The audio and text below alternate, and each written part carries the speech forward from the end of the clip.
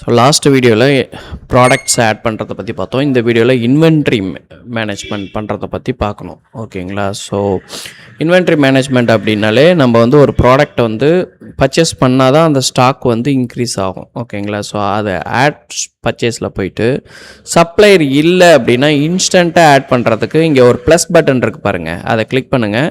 சப்ளையருடைய name, ஓகேங்களா? So யார் உங்கள் சப்ளையரோ அந்த சப்ளையரோடைய நேம், இப்போது தான் அதுக்கு நான் ராஜ் மொபைல்ஸ் அப்படின்னு போட்டுக்கிறேன்.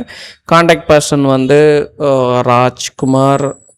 Okay, Rajkumar. And phone number வந்து சும்மா டம்மியாக ஒரு நம்பர் வந்து உங்களுக்கு காமிக்கணுன்றதுக்காக போட்டுக்கிறேன். Okay, so email ID, address, GST number எது வேணுனாலும் பண்ணிக்கலாம். இல்லை ஒரு என்ட்ரு அடிச்சிங்கனாலே ஆட்டோமேட்டிக்காக உங்களுக்கு சப்ளையர் க்ரியேட் ஆகிக்கும்.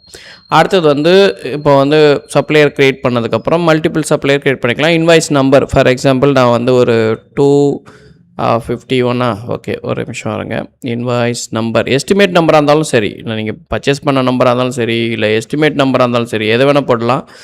பேமெண்ட் வந்து பார்த்திங்கன்னா நீங்கள் வந்து கேஷ் கொடுத்து வாங்கினீங்களா, இல்லை யூபிஐ ட்ரான்சாக்ஷனா, இல்லை பேங்க்கா, கார்டான்னு சூஸ் பண்ணிக்கலாம்.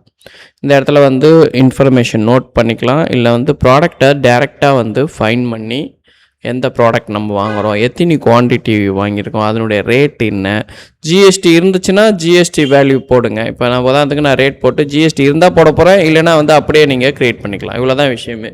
ரொம்ப சிம்பிளாக கொடுத்துருப்போம், ஏன்னா ரொம்ப டெப்த்தாகவும் இருக்காது.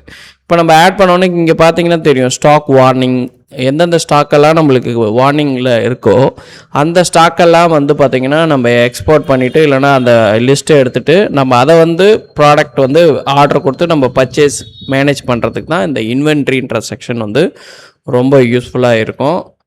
டேஷ்போர்டில் பார்த்தீங்கனாலே தெரியும் உங்களுக்கு. ஸோ இன்வென்ட்ரியில் போனீங்கன்னா உங்களுக்கு வந்து low stock, booking quantity, value, ஓகேங்களா? ஸோ திருப்பி சப்ளையர் சூஸ் பண்ணிவிட்டு இன்னொரு பில் நம்பர் போட்டுட்டு அதனுடைய இன்ஃபர்மேஷன் போட்டுட்டு ப்ராடக்டை வந்து டப்புன்னு நீங்கள் சூஸ் பண்ணிவிட்டு ஒரு 20 ப்ராடக்ட்டு இந்த ரேட்டு அப்படின்னு சொல்லிட்டு இன்ஸ்டண்ட்டாக இப்போ நம்ம அந்த லிஸ்ட்டில் பார்த்த அந்த ஸ்டாக் வார்னிங்கில் இருந்ததை இப்போ போய் பாருங்கள், அந்த பர்டிகுலர் ஸ்டாக் வந்து குறைஞ்சிருக்கும். ஏன்னா இந்த வார்னிங் வந்து அலாரம் வந்து நம்ம லிமிட்டட் செட் அப்படின்ற அந்த இதில் வந்து ரிஃப்ளெக்ட் ஆகிற மாதிரி நம்ம செட் பண்ணி வச்சுருக்குறோம்.